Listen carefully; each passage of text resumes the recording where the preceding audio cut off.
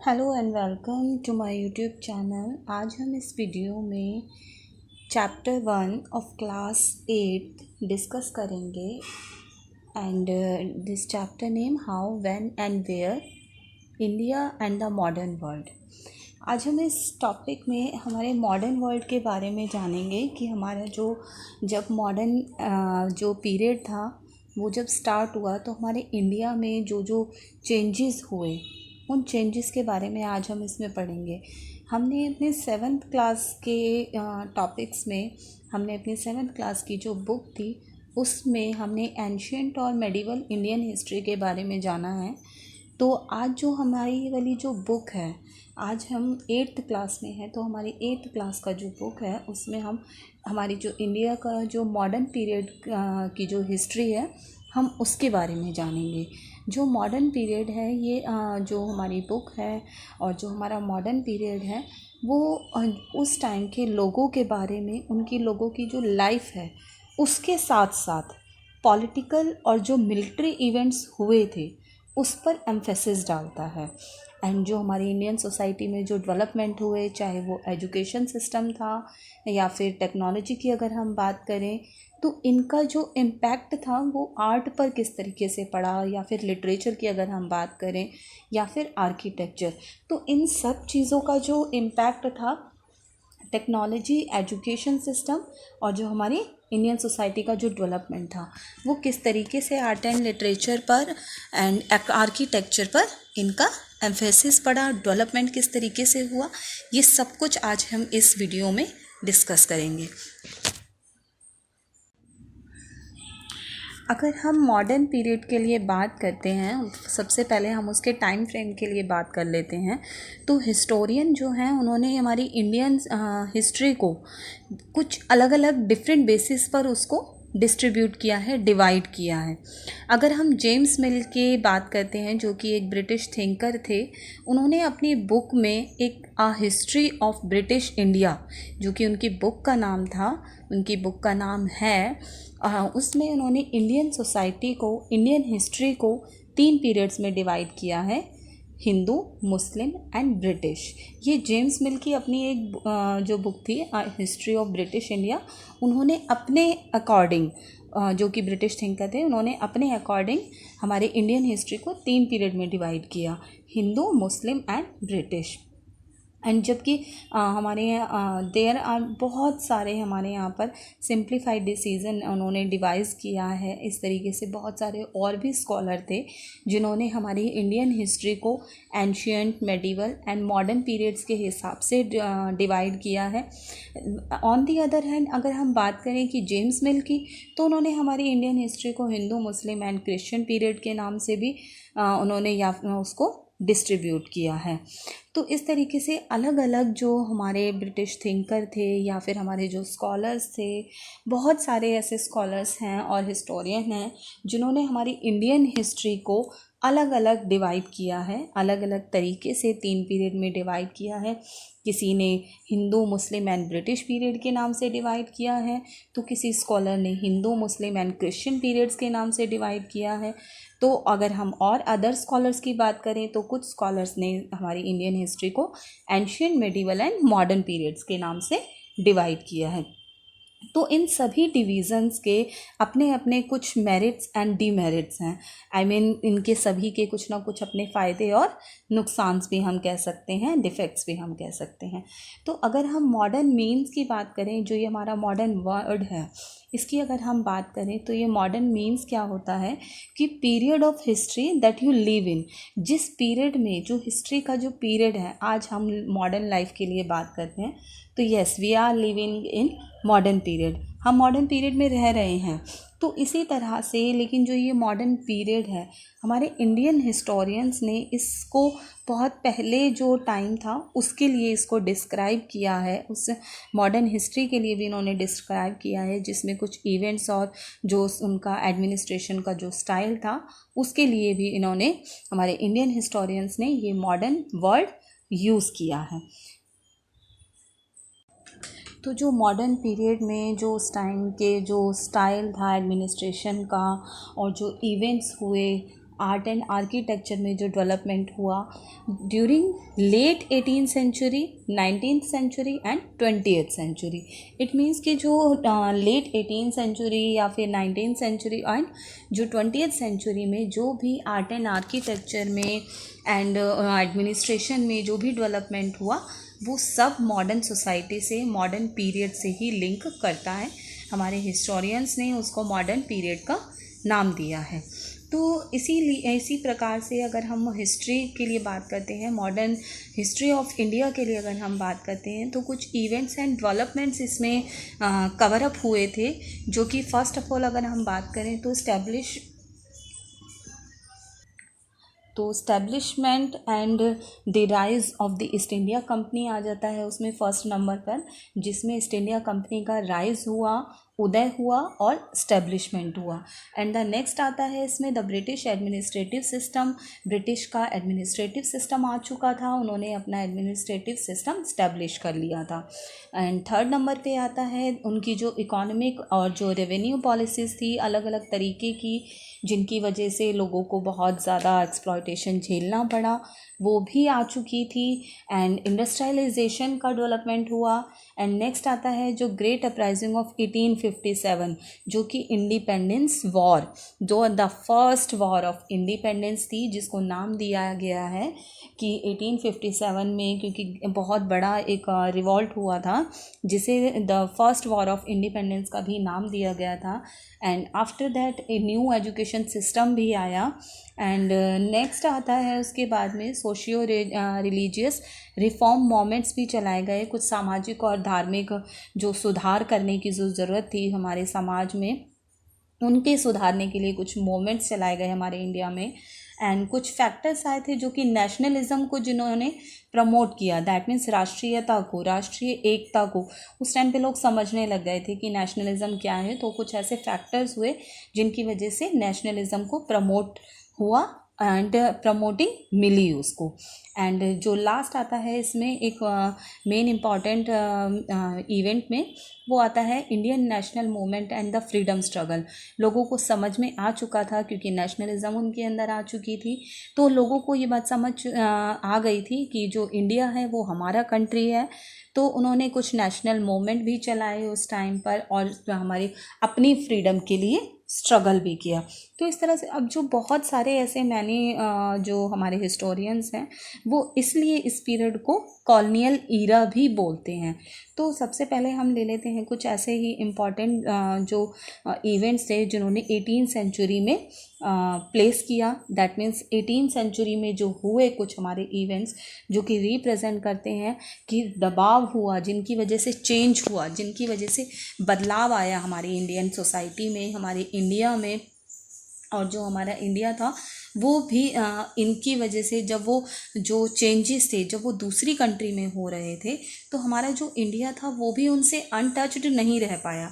तो उसकी वजह से हमारे यहाँ पर भी बहुत सारे ऐसे ही चेंजेस आए। अब जैसे कि हमने 18th सेंचुरी के लिए बात करी है कि 18th सेंचुरी में बहुत सारे ऐसे इवेंट्स हुए जिनकी वजह से दुनिया में चेंजेस आए और हमारे इंडिया में भी चेंजेस आए। तो जो 18th सेंचुरी का जो वर्ल्ड था उसमें क्या क्या चेंजेस आए हम देख लेते हैं। फर्स्ट ऑफ ऑल रीनेसेंस आ जाता है उसमें। एंड रीनेसेंस का मतलब होता है नया युग, जो कि एक मूवमेंट था जिसने साइंटिफिक मेथड को, जो साइंटिफिक मेथड ऑफ जो इंक्वायरी थे उनको राइज किया। दैट मीन्स उनका उदय हुआ, साइंटिफिक मेथड्स को ज़्यादा बढ़ावा देने मिल गया उस टाइम पर। एंड जो कि ऑलरेडी स्टार्टेड था 14th सेंचुरी में, इटली में स्टार्टेड हो चुका था, लेकिन और लास्ट टिल तक वो 17th सेंचुरी तक हो भी चुका था बहुत सारी ऐसी जगहों पर। तो लोगों को उसमें एनकरेज किया गया, लोग उससे एनकरेज हुए कि वो पुराने जो बिलीफ चले आ रहे थे, जो सामाजिक और धार्मिक जो विश्वास चले आ रहे थे, बिलीफ चले आ रहे थे, वो उन पर क्वेश्चंस पुट अप करने लग गए। एंड जो सिस्टम था वर्किंग का उस पर क्वेश्चंस पुट अप करने लग गए। एंड इस तरीके से बहुत सारी लार्ज स्केल पर जियोग्राफिकल एंड साइंटिफिक डिस्कवरीज पूरी दुनिया में all over the world start हो गई। आगे नेक्स्ट आता है हमारा जो चेंज था, जो मेन एक इवेंट था हमारी 18वीं सेंचुरी में, वो सेकंड इवेंट हमारा आता है इंडस्ट्रियल रेवोल्यूशन।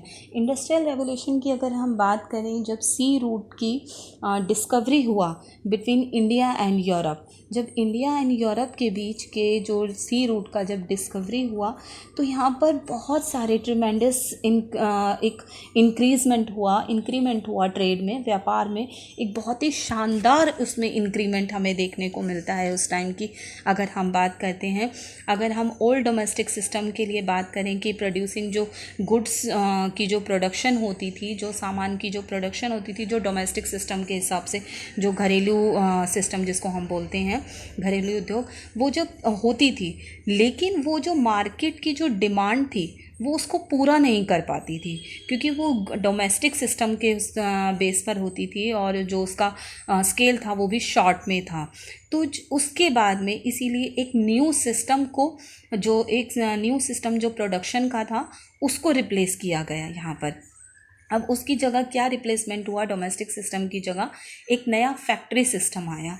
अब फैक्ट्री सिस्टम क्या था, जिसमें बहुत जो गुड्स थी वो बहुत जल्दी प्रोड्यूस हो जाती थी और लार्ज क्वांटिटी में होती थी, जिसमें जो वो क्या थी, वो फैक्ट्री में क्यों होती थी, क्योंकि मशीन्स की वजह से। क्योंकि इंडस्ट्रियल रेवोल्यूशन की अगर हम बात करें तो वो क्या था, मनुष्य उसमें मशीनों से काम लिया जाता था। जब फैक्ट्रीज़ में मशीनों का सेटअप हुआ तो वो जो डोमेस्टिक वर्क था, जो प्रोडक्शन का वर्क था, वो सारा रॉ मटेरियल फैक्ट्रीज़ में सेटअप किया गया एंड आफ्टर दैट फिर वो मशीन से ही उसको प्रोडक्शन करते थे, मैन्युफैक्चरिंग करते थे। और जो ये वाला जो मोमेंट आया, जो ये वाला एक टाइम आया, इसको इंडस्ट्रियल रेवोल्यूशन के नाम से जाना गया। और जो इंडस्ट्रियल रेवोल्यूशन थी वो सबसे पहले इंग्लैंड में स्टार्ट हुई थी अराउंड 1750 अगर हम बात करें तो।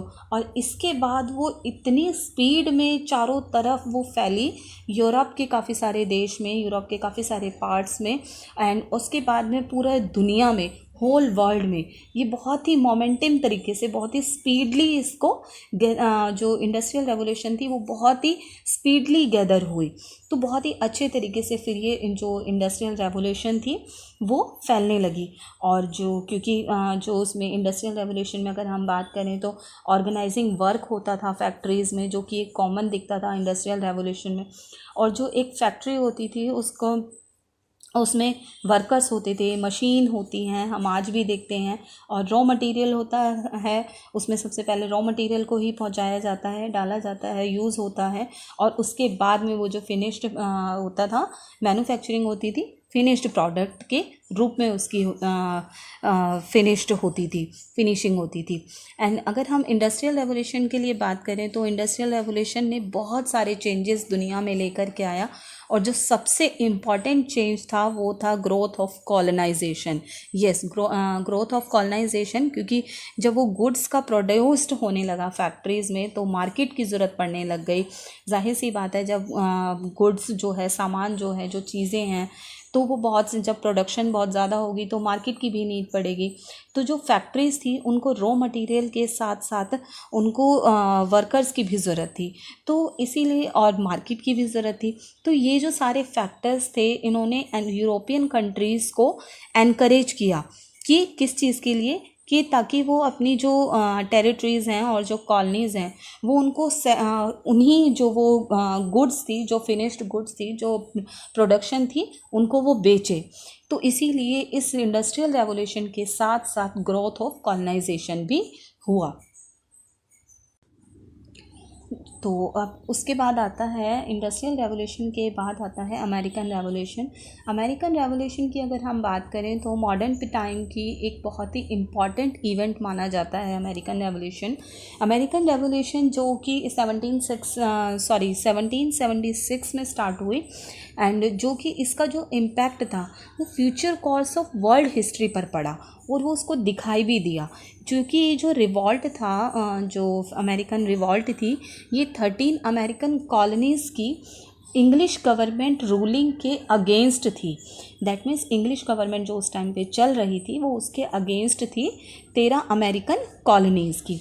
तो जो पीपल थे, जो लोग थे, वो दावा करने लग गए थे, दावा करते थे अपने राइट्स का, उन्होंने अपनी वॉइस को रेज़ करना स्टार्ट कर दिया था, वॉइस को उठाना शुरू कर दिया था उन्होंने अगेंस्ट हाई टैक्सेस, क्योंकि जो टैक्सेस थे, जो इंग्लिश गवर्नमेंट ने जो उनके अगेंस्ट जो हाई टैक्सेस लगा रखे थे, जो उनके राइट्स को दबा रखा था, वो उन सब के अगेंस्ट अपनी आवाज़ उठाने लग गए थे। अब डिनाइल ऑफ सिविल राइट्स जो हो रहा था और presence of British, that means क्योंकि ब्रिटिश के द्वारा जो उनके ऊपर दबाव डाला जा रहा था, वो सब चीज़ के अगेंस्ट जो 13 अमेरिकन कॉलोनीज़ के जो लोग थे वो उनके उस पर आवाज़ उठाने लग गए थे अपने राइट्स के लिए, अपने जो उनके हाई टैक्सेस उनके से वसूल किया जाता था वो उसके अगेंस्ट आवाज़ उठाने लग गए थे। और जो इन 13 जो कॉलोनीज़ के जो रिप्रेजेंटेटिव थे फिलाडेल्फिया, उन्होंने 4 जुलाई 1776 को एंड वो एक साथ मिले and adopted the declaration of independence, और उन्होंने अपने आप को इंडिपेंडेंस का एक डिक्लेरेशन कर दिया। एंड और इसी के साथ अमेरिकन रेवोल्यूशन या फिर हम कहें कि American war of independence start हो गई। और वो किसकी लीडरशिप के अंडर हुई? उन्हीं की जो 13 कॉलोनीज़ के जो रिप्रेजेंटेटिव थे उनके अंडर इस जो वॉर था उनकी लीडरशिप। एंड इसके बाद में जो कमांड ऑफ जॉर्ज वॉशिंगटन थे, जॉर्ज ऑफ वॉशिंगटन जिनका हमने पहले से ही नाम भी सुना है कि वो फर्स्ट प्रेसिडेंट थे अमेरिका के, तो उनके अंडर उन्होंने एंड जो अमेरिकन जो 13 अमेरिकन कॉलोनीज़ के जो रिप्रेजेंटेटिव थे इनके अंडर लीडरशिप को किया गया। तो इस तरह से अब जो रिज़ल्ट निकला इस रेवोल्यूशन का वो था कि USA, that means United states of America, existence में आ गया। एंड उसके बाद में जो था जो first democratic nation of the world के फ्रेम में इसका जो कॉन्स्टिट्यूशन था वो नया कॉन्स्टिट्यूशन आया।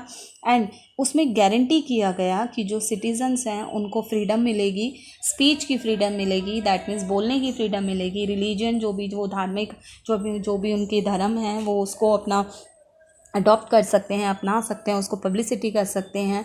एंड उन्हें राइट टू लाइफ का उनके मिले उनको, एंड लिबर्टी मिली उन्हें। तो इस तरीके से कॉन्स्टिट्यूशन में जो उनका कुछ पॉइंट्स को इंक्लूड किया गया। तो इस तरह से जो अमेरिकन रेवोल्यूशन थी वो भी फैली और उसका एक जो इम्पैक्ट था, जैसे कि मैंने आपको बताया कि फ्यूचर कॉज पे उसका वर्ल्ड हिस्ट्री पर उसका इम्पैक्ट पड़ा। अब फ्रेंच रेवोल्यूशन की बात करें तो क्योंकि अमेरिकन रेवोल्यूशन के बाद में जो लोग थे वो इंस्पायर हो चुके थे, तो फ्रेंच में भी कुछ रेवोल्यूशन इस तरीके से ब्रेक आउट हुई। इसमें 1789 में फ्रेंच रेवोल्यूशन भी स्टार्ट हो गई। अब जो इविल्स की जो ऑफ सेंट्रलाइज्ड मोनार्की था, दैट मीन्स जो मोनार्की सिस्टम वहाँ पर चला आ रहा था कि लोगों को दबाने के लिए जनरेशन बाय जनरेशन जो राजा बनने का जो सिस्टम होता है उसे मोनार्की सिस्टम कहते हैं। तो वो चीज़ जो जो मोनार्की सेंट्रलाइज की जो बुराइयां थी उनके अगेंस्ट, सोशल इनइक्वालिटीज़ थी, जो सामाजिक बीच में जो भेदभाव थे, और करप्ट एडमिनिस्ट्रेशन था, जो ऑपरेसिव गवर्नमेंट था, जो गवर्नमेंट का जो दबाव चलता था लोगों के ऊपर, इकोनॉमिक बैंकरप्टी, दैट मीन्स जो बैंक जो एक तरीके से फेलियर हो जाते हैं। तो इस तरीके से ये कुछ रूट कॉजेज़ थे फ्रेंच रेवोल्यूशन के, क्योंकि वहाँ पर भी बहुत सारी प्रॉब्लम्स थी। तो ग्रेट जो फ्रेंच फिलोसोफर्स हैं मॉन्टेस्क्यू, वॉल्टेयर एंड रोसियो, तो इन लोगों ने हाईलाइट करी जो प्रॉब्लम्स थी उन लोगों की, उन प्रॉब्लम्स को हाईलाइट किया थ्रू देयर आर्टिकल्स। उन्होंने आर्टिकल्स लिखे न्यूज़पेपर में और अदर तरीके से, ताकि वो लोगों को बाकी लोगों को भी वो इंस्पायर कर सकें जो प्रॉब्लम्स चल रही थी उस टाइम पर फ्रेंच में। तो उन्होंने इस तरीके से बहुत सारी प्रॉब्लम्स को अराइज़ किया उस टाइम पे अपने आर्टिकल्स के थ्रू। और इसका रिज़ल्ट क्या हुआ? रिज़ल्ट में इसका जो फ्रेंच के लोग थे उन्होंने बेसिल पर उन्होंने अटैक कर दिया ऑन 14 जुलाई 1789 को। और उसमें क्या हुआ कि which served as a state prison. And उसके बाद में वो सब के सब एक सिंबल की तरह, एक आर्बिट्रेरी गवर्नमेंट के सिंबल की तरह खड़े हो गए। एंड जो ये रेवोल्यूशन थी ये एक शुरुआत थी जो कि एक अल्टीमेटली रिजल्ट में आ रही थी, and overthrow of the Bourbon monarchy in France. That means जो बार्बन मोनार्की जो चला आ रहा था उस टाइम पे, उसको हटाने के लिए उसका एक रिज़ल्ट सामने भी आया। एंड जो स्लोगन था लिबर्टी, इक्वालिटी एंड फ्रेटर्निटी, उस टाइम पर रेज हो गया बाय द फ्रेंच पीपल। अब जो फ्रेंच के जो लोग थे वो ये नारे गूंजने लग गए न, उन्होंने इन नारों को बोलना स्टार्ट कर दिया कि लिबर्टी, इक्वालिटी एंड फ्रेटर्निटी के नारे लगने शुरू हो गए अक्रॉस द ग्लोब। दुनिया में चारों तरफ इस तरह के नारे गूंजने लगे। एंड उसके बाद में जो चारों तरफ एक तरीके से बैटल कराई थी जो लोगों की, वो भी दुनिया में सुनाई देने लगी। तो हम कह सकते हैं कि जो अमेरिकन एंड जो फ्रेंच रेवोल्यूशन थी उसने एक नया राइज दिया, न्यू मोमेंट दिए। किस चीज़ का? नेशनलिज्म का। लोगों को समझ में आने लग गई थी कि ये देश हमारा है, चाहे वो अमेरिका है या फिर फ्रेंच की अगर हम बात करें, तो लोगों में एक समझ में आने लगी थी, अपनी प्राइड को समझने लग गए थे, वो फीलिंग ऑफ प्राइड समझने लगे थे कि भाई कंट्री हमारी है, हम सबकी है। तो इस तरह से जो लोगों का जो इन्फ्लुएंस था अमेरिकन और जो फ्रेंच रेवोल्यूशन का, वो हमारे इंडियन नेशनल मूवमेंट में भी दिखाई दिया। उसमें भी इन्फ्लुएंस, उसका इम्पैक्ट उसका पड़ा और वो हमें दिखाई भी दिया उस टाइम पर। स्टूडेंट्स, आज के वीडियो में बस इतना ही। फर्दर टॉपिक हम नेक्स्ट वीडियो में डिस्कस करेंगे because this is the vast topic. So thanks for watching. Please like, share and subscribe my channel.